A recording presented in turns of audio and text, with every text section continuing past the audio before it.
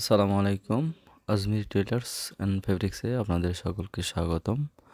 আমি আপনাদের সামনে সাধারণ একটু প্যান্ট জামার মোহরের ডিজাইন নিয়ে হাজির হলাম। তো চলুন ভিডিওটি শুরু করা যাক। ভিডিওটি শুরু করার আগে আমার এই ভিডিও যারা প্রথম দেখছেন তারা অবশ্যই পেজটি ফলো করে দেবেন এবং যারা ইউটিউবে দেখবেন চ্যানেলটি সাবস্ক্রাইব করে দেবেন।